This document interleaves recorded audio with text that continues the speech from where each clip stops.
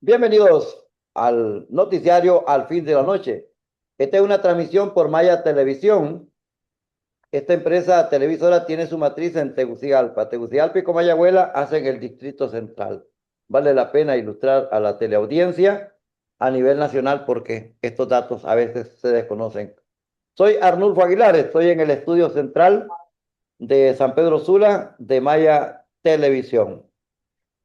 Tenemos importantes noticias a nivel nacional e internacional, pero hoy tenemos a un compatriota, representante de la juventud, que viajó a un evento a la Santa Sede, al Vaticano, y estuvo precisamente escuchando y mirando a su santidad León XIV.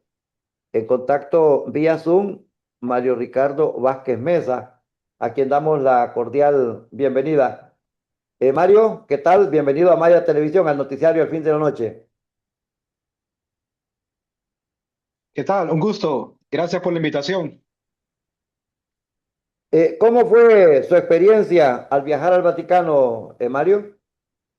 Realmente fue una experiencia única. Creo que nunca en mi vida me iba a imaginar que iba a estar tan cerca del Vaticano y más cerca del Papa León. Con su Fue santidad. un poco cansado también el viaje, las escalas y todo. Fue algo cansado. Extenuante. Bien, ¿cómo se denominó esta ruta, este evento y cómo se integró? Tengo entendido que se llaman, que se trata de jóvenes líderes y usted tuvo el privilegio y el honor de representar a Honduras y de ser el hondureño que estuvo allí. Sí, es correcto. El evento consistía en una semana. Empezaba el 26 de enero, finalizaba el 1 de febrero. Eh, es un programa global sobre el movimiento político por la unidad, así se llama el programa.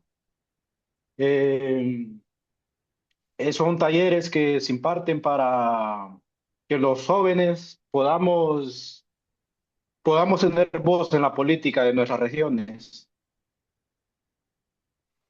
Se Eh, crearon, se hicieron talleres, laboratorios eh, bueno, para formarnos con ideas políticas, liderazgos y buscar soluciones en las problemáticas de nuestros países. ¿Cuántos eran los convocados y de qué países más o menos nos podría mencionar algunos porque eran bastantes? Somos 11 países de los 5 continentes. Por Oh, mencionar los países, Argentina, México, Perú, Chile, Corea, Bélgica, Italia, en fin, muchos países también, Togo, Mozambique, eh, por nombrar algunos países de los continentes. aparte de las conferencias, de las charlas, ¿qué otras actividades constituía la agenda de trabajo durante su estadía esa semana en la Santa Sede con el representante máximo de la Iglesia Católica, Mario? Bueno, antes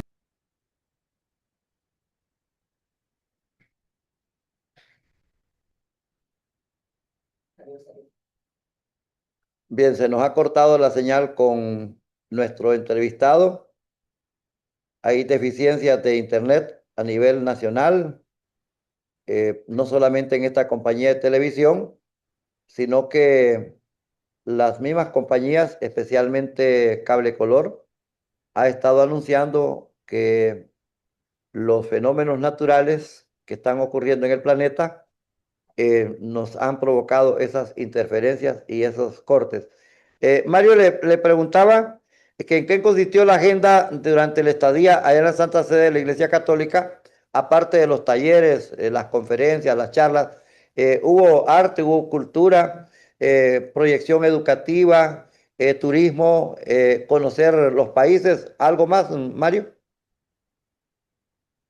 Sí, bueno, antes de la visita al Vaticano, a la Santa Sede, tuvimos una visita del Parlamento italiano con algunos funcionarios públicos de Italia, los cuales bueno, nos platicaban cómo es la forma de gobierno de Italia, eh, el plan de trabajo que tienen ellos, todo lo relacionado a política en Italia.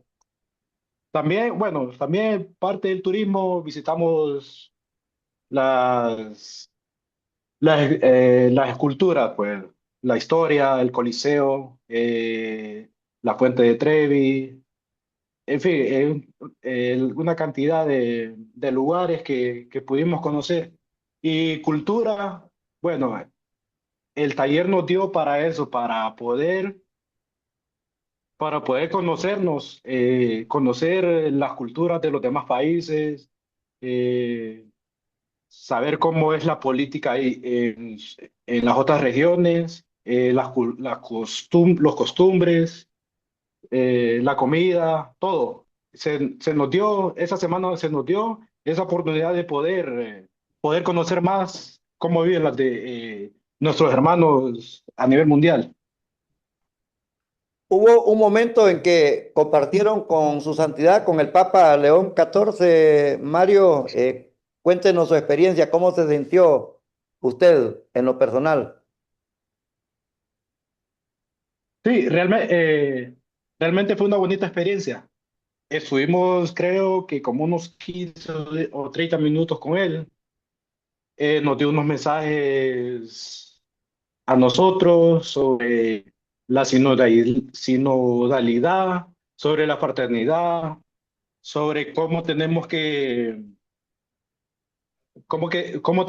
ayudar al prójimo. También tuvimos tiempo de saludarlo, estrecharle la mano y de pedirle, pues. En mi caso, yo le pedí por la democracia de Honduras para que él pueda, en sus oraciones, tomar en cuenta la situación del país. Recuerde que el Papa conoce perfectamente Honduras, estuvo en la zona norte, en la vía de cofradía. De hecho, nosotros aquí identificamos la vía de cofradía del Papa León XIV.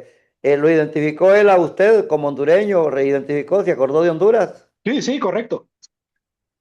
Sí, se acordó cuando, bueno, yo me presenté con mi nombre y le dije que era de Honduras y él se asombró y me dijo, oh, qué bien, me dice. Y sí, me comentó que estuvo acá en Honduras.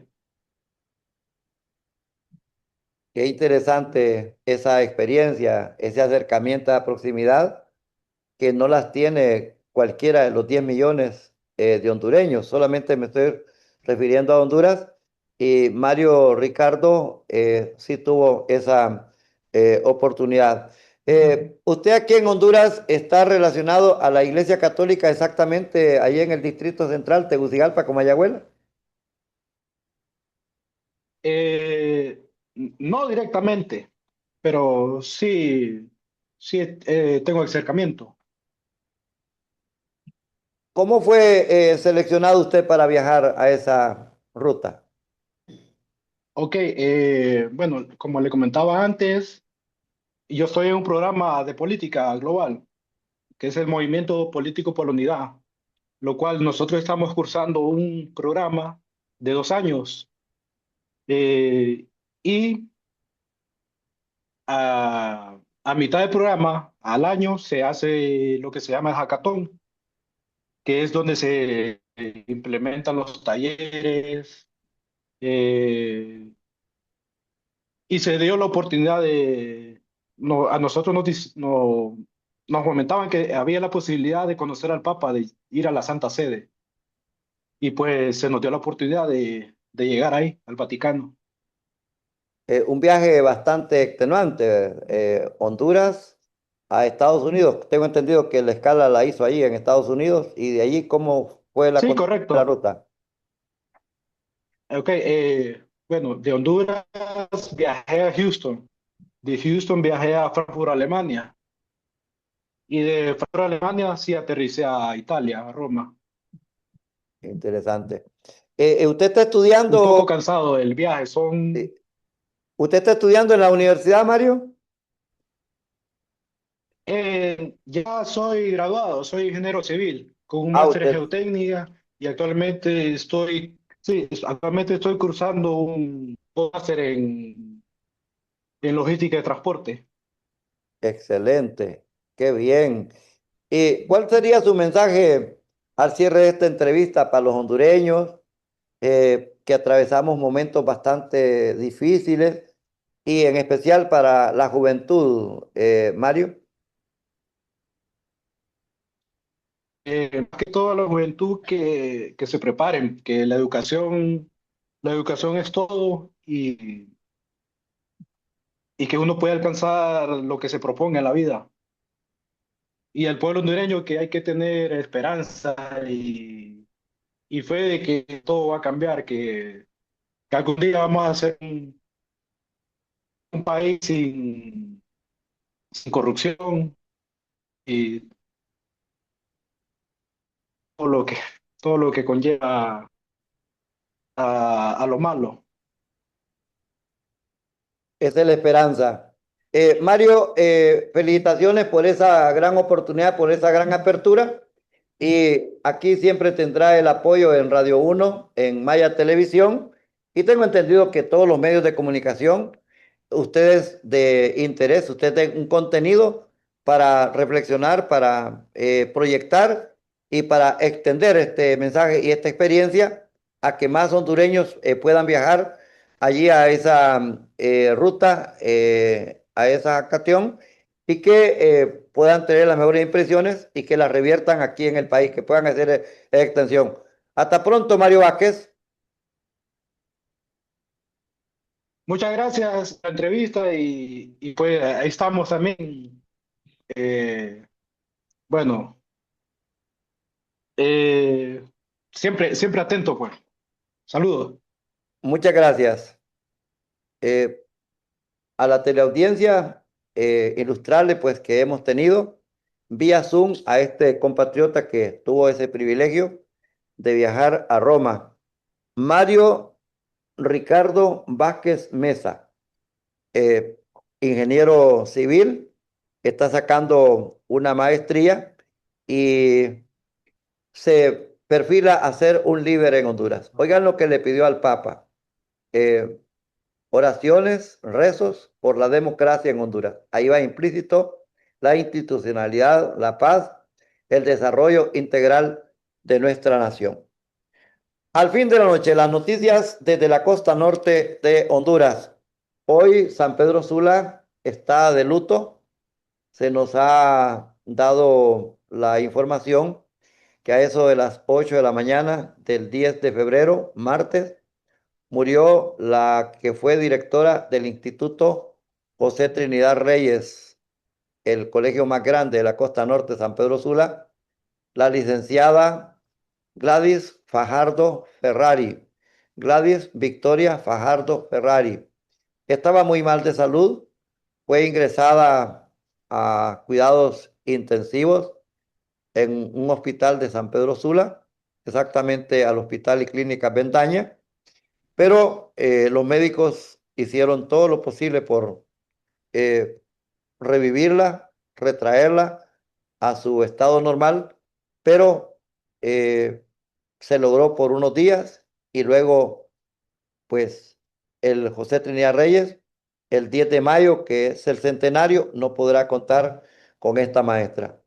La profesora Gladys Fajardo es mitad de Santa Bárbara y la otra parte de su vida la hizo aquí en San Pedro Sula. Estudió magisterio en el puerto de Tela. Enseguida estudió la licenciatura en la especialidad de pedagogía. Fue profesora de la Universidad Pedagógica Nacional Francisco Morazán en su condición de una gran asesora, una gran asistente para ella en ese momento ante los pedagogos, lo mismo que los del Centro Universitario Regional del Norte, hoy la Universidad Nacional Autónoma de Honduras, los pedagogos de esa dos universidades, pudieron compartir con la licenciada Gladys Fajardo. También fue catedrática, ahí sí fue catedrática titular en salón de clases con la Universidad de San Pedro Sula, con la USAP. En los tiempos, pues, que la Universidad de San Pedro Sula era presidida por doña Hulda, estaba allí el señor Santi Esteban, el ingeniero Cáceres Castrillo, entre otras personalidades. Y por supuesto, cuando la Universidad de San Pedro Sula empezaba, que tenía su sede allá en el Instituto Evangélico en el barrio El Benque, tenía otro espacio allá atrás del estadio en el barrio Los Andes y enseguida, con ayuda internacional, le dieron para construir ese edificio allá en la circunvalación cerca al Teatro José Francisco Saibe. La comunidad del José Trinidad Reyes, presidida por el licenciado Wilson Mejía Burgos, están muy tristes, están bien impactados y sobre todo apesarados porque querían tener a la licenciada Gladys Fajardo Ferrari en las celebraciones del centenario. Prácticamente no existe ningún director sobreviviente. El profesor José Antonio Carballo falleció en octubre del 2024 y tampoco no fue posible, que era el que más esperanzas se tenía de mantenerlo porque no tenía ni 70 años de edad. Pero una enfermedad cancerígena lo llevó pues a arrebatarle la vida y ya murieron todos los directores. Hoy tendrá que hacer todo el elenco de conmemoración el director general del colegio JTR, Wilson Mejía Burgos, el subdirector de la tarde, Sergio Arturo Savillón, el director de la mañana, Rafael Antonio Hernández, y el director de la noche, Higinio Abarca Álvarez. Las muestras de pesar han llegado para la familia de la licenciada Gladys Fajardo Ferrari y para la familia del JTR. Eso por una parte. Pero se nos ha presentado otra noticia eh, impactante.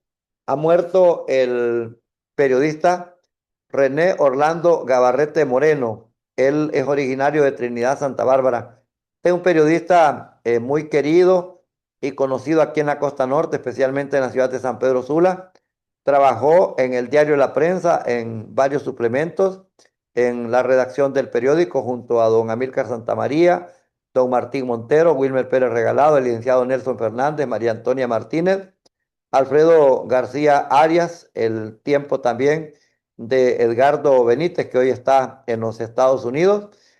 Yo también compartí con el periodista René Gabarrete.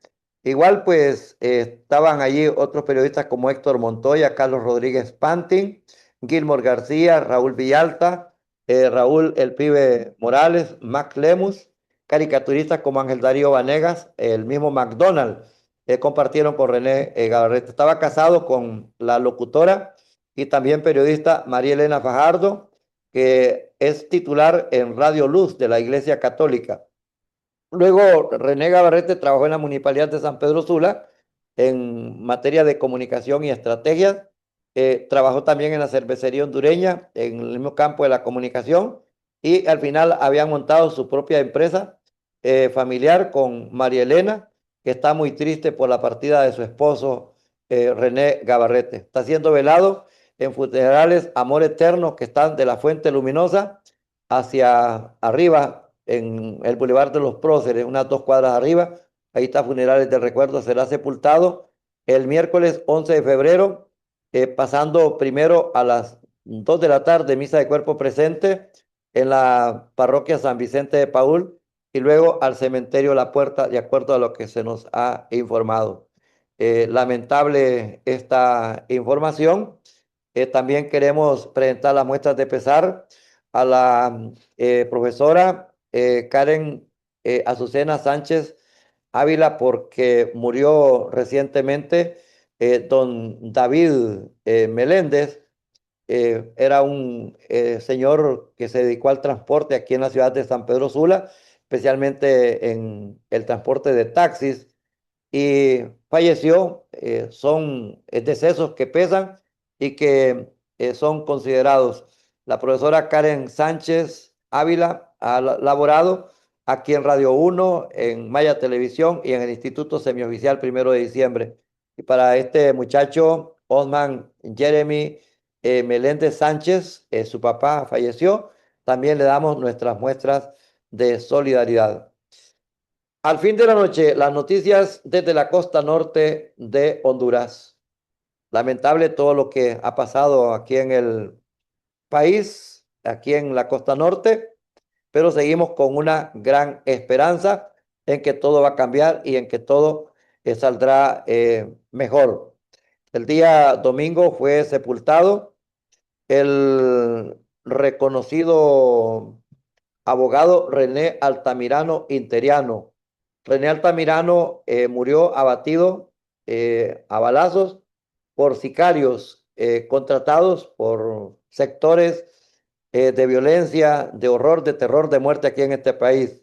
El abogado René Altamirano tenía su bufete en la 14 calle, en la primera avenida del barrio Medina de San Pedro Sula. Justo había salido una cuadra abajo de su bufete a hacer unas compras, como siempre lo acostumbraba. Hasta ahí llegaron hombres en motocicleta y le dispararon.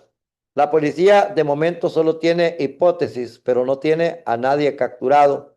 El sector popular está exigiendo la investigación detenida y estricta de la muerte de este abogado muy renombrado aquí en la costa norte.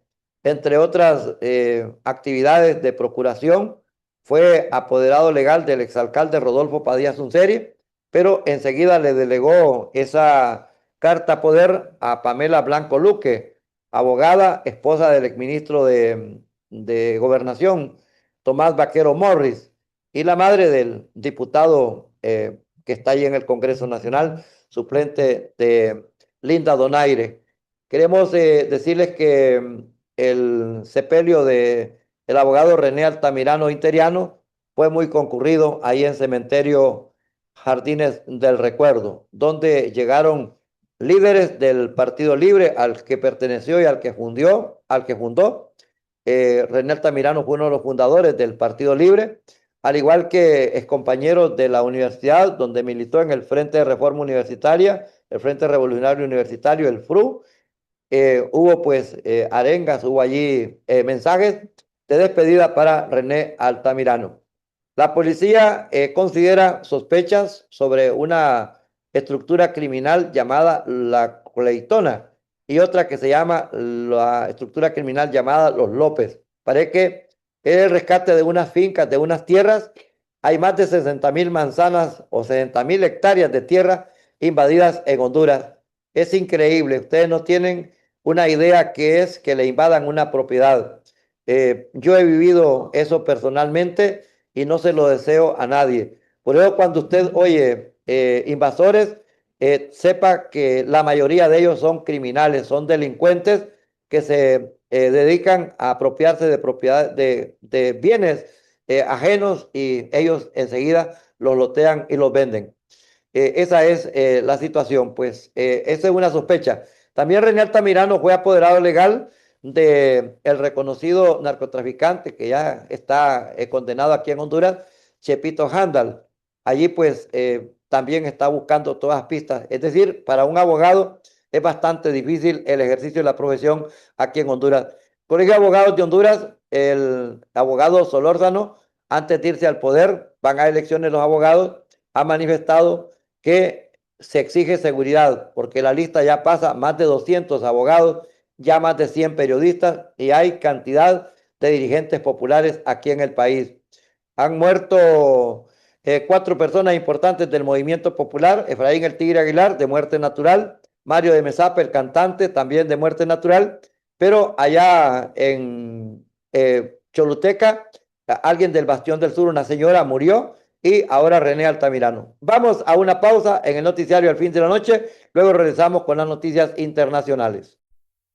Una educación de excelencia que te abrirá las oportunidades profesionales en el campo laboral. Académicos que apuestan por los mejores métodos de ayudar a educar. Instituto Semioficial 1 de diciembre en el centro de San Pedro Sula. Ciclo de 7º a 9º. Bachilleratos en Ciencias y Humanidades con diplomado en Locución y Publicidad o en Informática. Títulos válidos para ingresar a la U. Con disciplina, ciencia y popularidad. El Instituto Semioficial 1 de diciembre.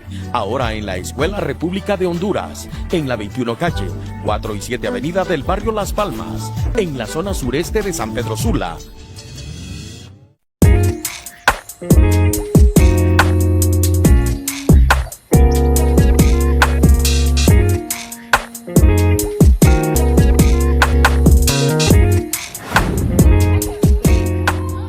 El jardín frutal, que lleva el nombre del arquitecto Roberto Elvir Zelaya, se está implementando como un proyecto muy especial del TED 2025 en el barrio Las Palmas, exactamente atrás donde fue el vivero de Las Palmas, hoy el Parque Vive Mejor, en el Centro de Educación Básica República de Honduras. Es un homenaje para una persona que es un apasionado al ambiente y que quiere muchísimo a San Pedro Sula, al Valle de Sula, el arquitecto Roberto Elvir Zelaya. Durante 4 meses nos hemos venido esforzando muchas con mis compañeras de último año, no solamente en la creación y la idea de este proyecto, sino en la ejecución de él. Y hemos tratado de trabajar con integridad, con honestidad y sobre todo mucho trabajo duro, porque nosotros creemos que para cuidar nuestros ecosistemas y para cuidar nuestra naturaleza no solo se trata de sembrar árboles para luego dejarlos botados sin darles mantenimiento, sino solamente se trata del aprovechamiento de sus frutos. Que por ejemplo estas naranjas que tenemos aquí, todo esto va a servir como compartimiento y para la ayuda comunitaria del estudiantado. Mis compañeras Cori Velázquez, Wendy Cruz y su servidora Rosa Salinas nos sentimos muy felices y agradecidas de poder realizar este proyecto en el cual nos hemos desarrollado nuestras capacidades educativas, motoras y personales, ¿verdad? Hemos aprendido diferentes tipos de actividades, las cuales nunca habíamos realizado, pero nos sentimos muy felices de ir aprendiendo poco a poco y de que a pesar de ser un trabajo un poquito pesado, lo estamos sabiendo llevar y estamos siendo un buen equipo y espero que siga siendo así siempre. Y es un proyecto muy original, la verdad, y me siento muy feliz. Lo repito, ¿verdad? Porque es un proyecto futuro, literalmente, porque es bonito hacer un proyecto que es próspero, o sea que nos va a servir a lo largo y no solo para el momento. Entonces doy las gracias al Instituto Semioficial 1 de diciembre y su Escuela de Locutores y su laboratorio Taller Radio 1 por darnos la oportunidad. Muchas gracias. Ministro Daniel Esponda, responda. El Colegio 1 de diciembre ocupa un edificio. Vea lo que hacemos. Marcamos la diferencia. Disciplina, trabajo, solidaridad, pero sobre todo en el año de las artes formamos locutores para la radio, la televisión, los escenarios y también para las redes sociales. Saludos. ¿Te gusta la radio, la televisión, los escenarios, las redes sociales? En Honduras hay Escuela de Locutores, donde sacando bachillerato te gradúas de locutor. Matrículate ya. No hay mejor colegio en Honduras que el Instituto Semioficial 1 de diciembre y su Escuela de Locutores, con todos los laboratorios en vivo y en directo. Emociones y sonidos que llegan lejos. La radio se siente. Al fin de la noche, las noticias desde la costa norte de Honduras. El año escolar ha comenzado, las clases después de la primera semana ya se formalizan, empiezan los profesores a dar contenidos, a planificar con los estudiantes y a explicarles de cómo será el desarrollo del año.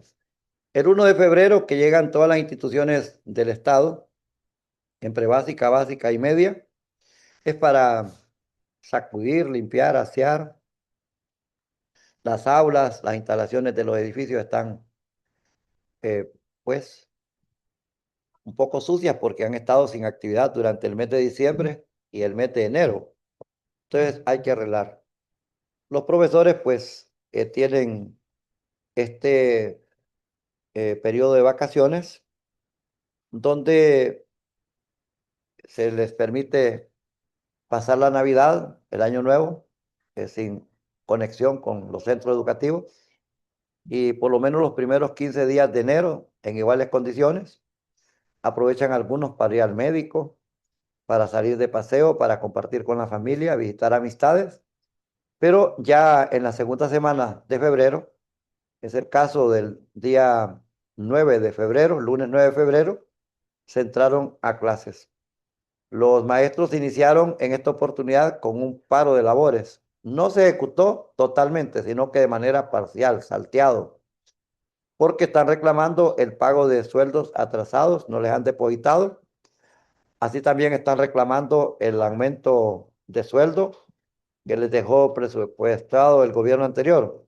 Pero ese presupuesto no se puede ejecutar porque todavía no se ha desarrollado o no se ha trasladado al Poder Ejecutivo, que es de donde dependen las planillas o las estructuras de los maestros.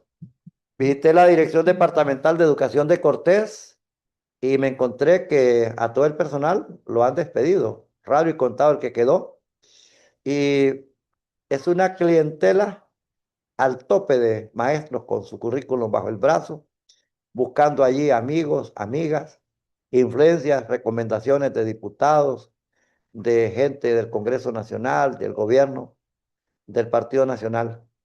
Y sí que están sorprendidos los mismos magisteriales porque la administración del Partido Nacional no anduvo, como quien dice, temblando de la mano para despedir a toda la gente en las dependencias y en este caso de educación, particularmente a la gente del Partido Libre. El Procurador General de la República, que ya tomó posesión, el abogado Dagoberto Aspra, hasta un manual hizo para ir despidiendo el personal sin meterse en problemas de demandas millonarias. Están hablando que tienen que pagar bastantes millones en prestaciones. Eso es ahuecar para darle espacio a los nuevos inquilinos, nuevos clientes, nuevo clientelismo laboral político que va a entrar. Aquí en San Pedro Sula, pues la municipalidad de San Pedro Sula, son pocos los movimientos que tendrá que hacer en vista que Roberto Contreras fue reelecto. Y lo que tiene que hacer es cambiar de directores y buscar más eficiencia. Y dos, combatir la corrupción y hacer obras macros para que pueda ser aspirante a la presidencia de la República. Eso es lo que tiene que hacer usted, don Roberto Contreras, y calmarse, ser más sereno, no sacar mucho el troco ni la caja de lustre porque usted se pone demasiado grosero, demasiado violento y muy vulgar. Imagínese que dijo un día que comer, que hablar de Salvador Narrala o que Salvador Narrala le crea el efecto de comer una verdura y que la flatulencia. No, eso no tiene razón de ser, eso no queda con usted, señor alcalde. En realidad es el alcalde de San Pedro Sula, hay que respetarlo, hay que apoyarlo, pero también usted tiene que comportarse a la altura con la población. Vamos con Euronews, las noticias internacionales para ustedes en el noticiario al fin de la noche con los créditos respectivos.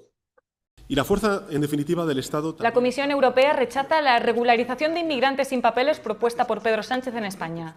Hola, ¿cómo están? Bienvenidos a Euronews hoy. El líder socialista ha recibido un fuerte revés desde Bruselas. El plan del gobierno español para conceder permisos de residencia y trabajo a cerca de 500.000 de inmigrantes en situación irregular ha generado fricciones dentro de la UE. Según fuentes consultadas por Euronews, varios funcionarios comunitarios han expresado una fuerte desaprobación a esta iniciativa al considerar que podría entrar en conflicto con la política migratoria común del bloque y afectar de este modo al funcionamiento del espacio Schengen. Los críticos aseguran que la medida podría tener un efecto llamada. Bruselas mantiene que cada Estado miembro tiene competencia nacional, pero subraya la necesidad de evaluar cuidadosamente las consecuencias de procesos masivos como este. Esta polémica ha cruzado el Atlántico. La administración Trump habría solicitado por escrito a la Comisión aclaraciones sobre el plan español al considerar que podría tener efectos más allá de las fronteras nacionales, según publica El Español. Washington busca entender cómo encaja esta iniciativa dentro del marco normativo europeo y qué impacto podría tener en la gestión de fronteras y la libre circulación de la UE. Comenzamos con el informativo. La Comisión Europea tiene serias reservas sobre la concesión por parte de España de un estatus legal a 500 000 de inmigrantes irregulares, según fuentes consultadas por Euronews. 3 funcionarios de la Unión Europea manifestaron a este medio su preocupación por la posibilidad de que los planes de Madrid entren en conflicto con la actual política de inmigración del bloque. La decisión fue anunciada por el presidente del Gobierno, Pedro Sánchez, a finales de enero y afecta a las personas que hayan entrado en el país antes del 31 de diciembre. Para ser considerados, los inmigrantes deben haber residido en España durante al menos 5 meses o haber solicitado asilo antes de finales de 2025. El nuevo decreto otorgará a los beneficiarios permisos de residencia de 1 año y el derecho a trabajar en cualquier sector del país. Los funcionarios de la Unión Europea afirman que la medida no se ajusta a la postura de la Comisión y corre el riesgo de enviar un mensaje erróneo a los inmigrantes irregulares, fomentando el paso ilegal.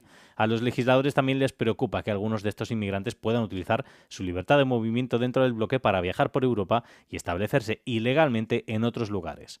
Tras el anuncio de Madrid sobre la medida, el comisario europeo de Migración, Magnus Brunner, no emitió ningún juicio y dijo que el asunto es una responsabilidad nacional. En Cuba, el embargo petrolero de Estados Unidos está causando cada vez más problemas. Las autoridades aeronáuticas han prohibido a los aviones que operan en la región aterrizar en la isla para repostar combustible. Los vuelos de larga distancia, que son cruciales para el turismo cubano, se están viendo interrumpidos debido a la escasez de combustible y Air Canada ha suspendido los vuelos y ha anunciado que repatriará a 3.000 turistas por falta de combustible. Los cubanos pueden comprar un máximo de 20 litros de combustible cada vez y solo a cambio de dólares, mientras el transporte público sufre enormes interrupciones. Visitar sí que son de batería porque aquí no hay más nada. Es con lo que resolvemos aquí. Y así, poquito a poco, echando para adelante para no ir de otra. La presidenta de México, Claudia Sheinbaum, ha prometido que su país enviará ayuda a Cuba y utilizará todos los medios diplomáticos para reanudar los envíos de petróleo a la isla. Gracias, presidenta. Yo soy Carolina de Código. Puede uno estar de acuerdo o no con el régimen de gobierno de Cuba, pero no debe afectarse a los pueblos nunca. Debido a la escasez de combustible, los bancos han reducido su horario de apertura, se han cancelado varios eventos culturales y se ha cortado la temporada de béisbol en Cuba. El eurodiputado estonio del Partido Popular Europeo, Rio Terras, cree que los Estados miembros de la Unión Europea deberían abstenerse de emitir deuda común para financiar sus gastos de defensa y se muestra escéptico a la postura del presidente francés Emmanuel Macron, quien aboga por un endeudamiento conjunto en la UE para financiar inversiones estratégicas como la defensa y la inteligencia artificial. No soy muy partidario de los préstamos y debo admitir que los países deberían encontrar sus propios recursos para aumentar su gasto en defensa y no hacerlo de forma conjunta. La posibilidad de una deuda común es muy probable que se debata durante una reunión informal de los líderes de la Unión Europea el jueves. Los ex primeros ministros italianos Enrico Letta y Mario Draghi se unirán al debate. Draghi presionará para que la UE se convierta en una federación, una idea que rebate Terras. No creo que tengamos que debatirlo hoy porque vemos que no hay ninguna posibilidad de que se modifique el Tratado de Lisboa. Lo que necesitamos es invertir más en defensa, tanto cada país por separado como todos juntos. Los ingresos procedentes del petróleo y el gas rusos que han sostenido las finanzas del Kremlin durante toda su guerra contra Ucrania han descendido a mínimos jamás vistos. La caída de los ingresos es el resultado de las medidas punitivas introducidas por el presidente estadounidense Donald Trump, que impuso aranceles a los países que compran energía rusa, como la India. También influye el endurecimiento de la represión de la Unión Europea contra los petroleros que eluden las sanciones y transportan petróleo y gas rusos, conocidos como la flota fantasma.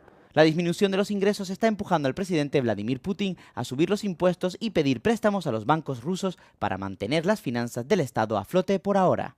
En enero, los ingresos energéticos de Moscú cayeron a 4.300 millones de euros, lo que supone una disminución de casi el 33% con respecto a los 6.400 millones registrados en diciembre y una impresionante disminución del 65% con respecto a los 12.200 millones de enero de 2025. La presión de Washington supuso un duro golpe para las finanzas del Kremlin, ya que las sanciones impuestas a las dos mayores empresas petroleras de Rusia tuvieron grandes consecuencias para los posibles compradores. La Casa Blanca anunció que excluiría de su sistema bancario a cualquiera que comprara energía rusa, lo que supone una grave preocupación para cualquier empresa multinacional. Además, la prohibición de la UE del combustible elaborado a partir de crudo ruso significaba que las exportaciones de Moscú ya no podían refinarse en otros lugares para fabricar gasolina o diésel. Bruselas propone ahora nuevas sanciones, ya que la Comisión Europea, a sugerencia de Finlandia y Suecia, está estudiando la posibilidad de prohibir totalmente los servicios de transporte marítimos de energía rusa. La presidenta de la Comisión, Ursula von der Leyen, afirma que golpear las finanzas de Rusia es la única manera de conseguir que negocien el fin de la guerra con verdadera intención.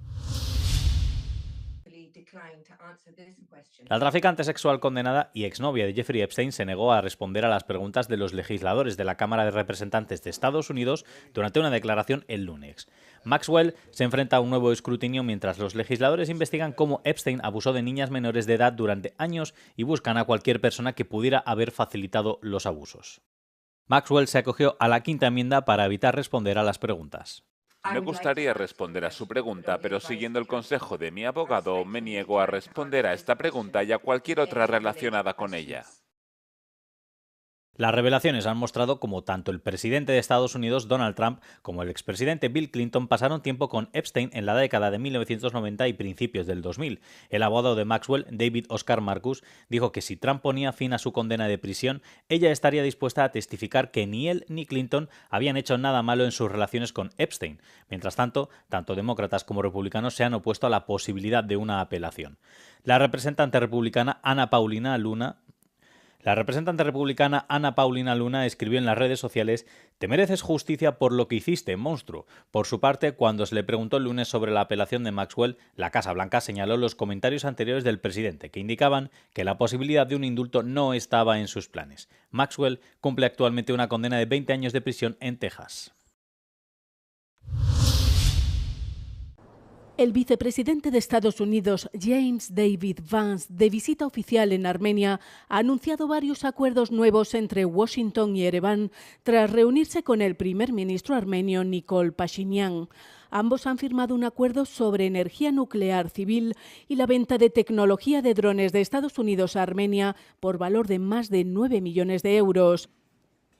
Vance visita esta semana a Armenia y Azerbaiyán para promover el nuevo corredor comercial TRIP que busca remodelar el Cáucaso meridional. La denominada Ruta Trump para la Paz y la Prosperidad Internacionales tiene como objetivo conectar Asia Central y la cuenca del Caspio con Europa sin pasar por Rusia e Irán. El presidente Trump sabe muy bien que la mejor manera de garantizar la paz es establecer una disuasión real. Y la mejor manera de establecer una disuasión real es con la mejor tecnología militar del mundo. Y Estados Unidos la tiene.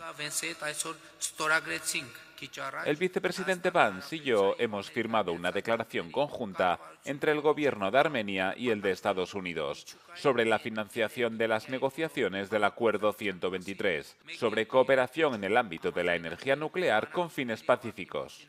Este acuerdo abrirá un nuevo capítulo en la profundización de la cooperación energética entre Armenia y Estados Unidos y promoverá la diversidad energética de Armenia.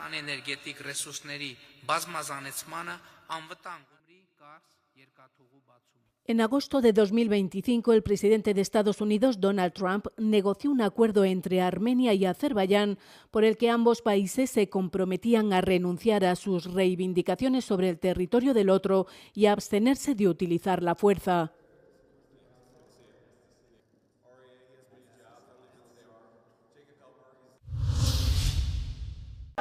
La lucha anticorrupción se estanca en la Unión Europea, según Transparencia Internacional. Aunque la UE es la región menos corrupta del mundo, la lucha anticorrupción se ha estancado en la última década.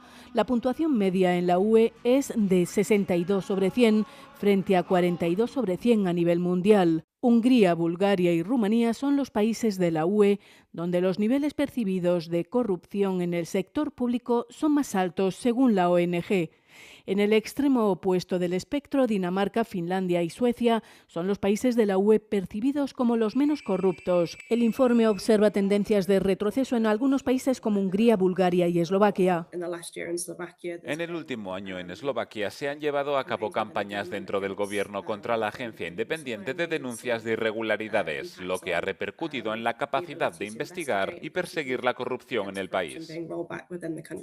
La puntuación de democracias que tradicionalmente han mostrado un buen desempeño, como Francia, Suecia y los Países Bajos, ha caído debido a las dificultades para aplicar sanciones y a la aparición de diversos escándalos. Otras tendencias es que estos países simplemente no han prestado atención a la modernización de su marco anticorrupción. Creo que los Países Bajos y Suecia podrían incluirse especialmente en esa categoría, ya que no han tenido normas estrictas en materia de transparencia del lobbying o de la financiación política, en lo que respecta a saber quién financia los partidos políticos dentro del país. Sin embargo, la puntuación de los países bálticos ha aumentado gracias a la aplicación de una estrategia eficaz de lucha contra la corrupción y a la mejora de la transparencia de la financiación política, según el informe de Transparencia Internacional.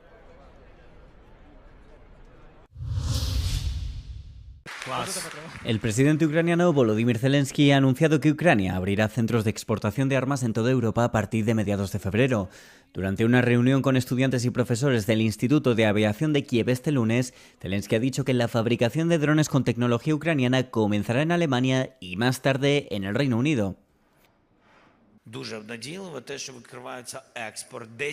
Estamos abriendo las exportaciones. En 2026 ya habrá 10 centros de exportación en Europa.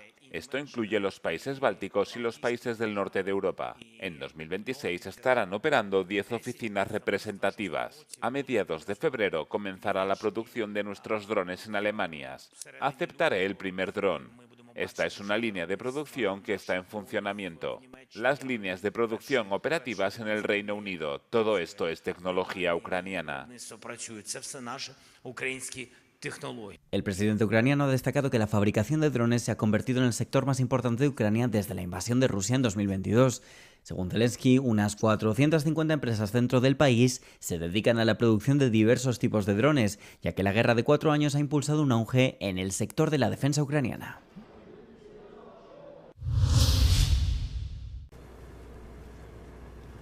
Lituania ha llevado a cabo un simulacro de seguridad de tránsito ferroviario. Lituania llevó a cabo el lunes un simulacro de seguridad en el que se simulaba un escenario en el que un tren procedente de Rusia continental transitaba por el país para llegar a Kaliningrado. El simulacro se basa en un incidente que tuvo lugar el verano pasado. En junio, un ciudadano ruso se bajó de un tren de tránsito, lo que suscitó preocupación por los posibles riesgos de seguridad relacionados con el corredor. El incidente llevó a Lituania a reforzar sus controles de tránsito. Llevamos a cabo un ejercicio destinado a probar el funcionamiento del nuevo protocolo. Tras el incidente del año pasado, se actualizó y se estructuró de forma diferente. También se realizaron maniobras militares en la ciudad polaca de Braniewo, cerca de la frontera con el enclave de Kaliningrado. En los ejercicios participaron los tanques K2 Black Panther de fabricación coreana, que se desplegaron en la región en agosto con el fin de reforzar el flanco oriental de la OTAN. ¿Está la UE a punto de iniciar una segunda luna de miel con la energía nuclear? Los precios de la energía en Europa son entre 3 y 4 veces más altos que en Estados Unidos o China, y su escasa autonomía energética la deja expuesta a la incertidumbre y las crisis geopolíticas. La energía nuclear podría ser una de las formas de salir del atolladero, pero la relación de Europa con el átomo sigue siendo complicada. A pesar del ligero crecimiento de la producción de energía nuclear en la UE, impulsado principalmente por Francia, la mayoría de los países la están reduciendo, si no eliminando por completo, como Alemania y para 2035 España. Sin embargo, los vientos podrían estar estar cambiando. En su próximo presupuesto para el periodo 2028-2034, la Comisión Europea ha propuesto por primera vez que la energía nuclear sea elegible para recibir financiación de la UE. Poco probable que las propuestas se aprueben, sin embargo, algunos países de la UE, como Bélgica o Italia, que tenían previsto abandonar la energía nuclear o ya la habían eliminado gradualmente, están ahora estudiando la posibilidad de dar marcha atrás. Italia, en particular, a pesar de 2 referendos contra la energía nuclear, ha presentado un proyecto de ley para recuperarla. La situación actual divide a Europa en 2 grupos. Uno es la Alianza Nuclear, liderada por Francia y respaldada por aspirantes a productores como Polonia, Croacia y Estonia, así como por la mayoría de los actuales productores nucleares. En la esquina opuesta se encuentra un grupo que apuesta exclusivamente por las energías renovables, encabezado por Alemania con el apoyo de Portugal y Austria, ambos con una política nacional antinuclear de larga data. ¿Censura la Unión Europea a los estadounidenses?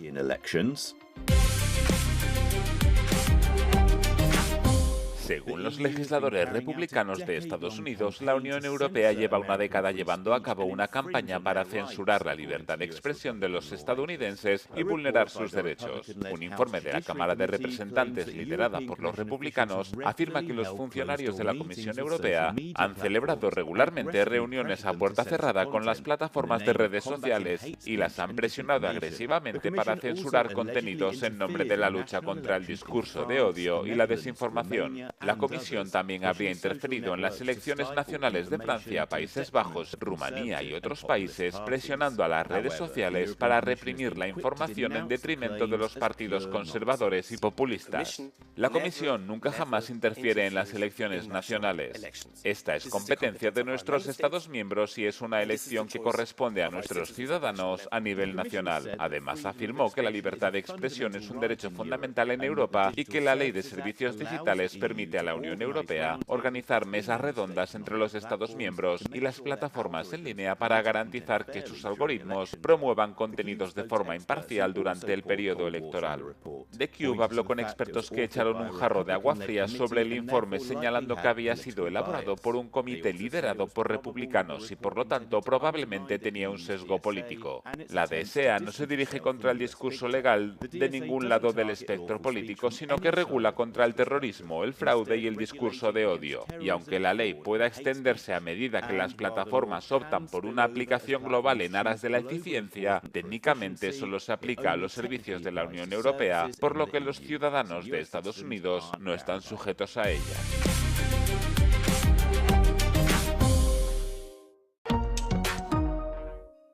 Hasta aquí las noticias, gracias por seguirnos. Ahora les dejamos con el tiempo. Como saben, pueden mantenerse informados a través de nuestras redes sociales y nuestra página web.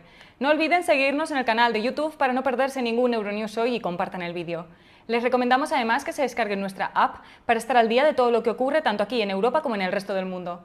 Tras la previsión meteorológica podrán ver el vídeo No Comment. Buen día y buena suerte. Euronews, el tiempo.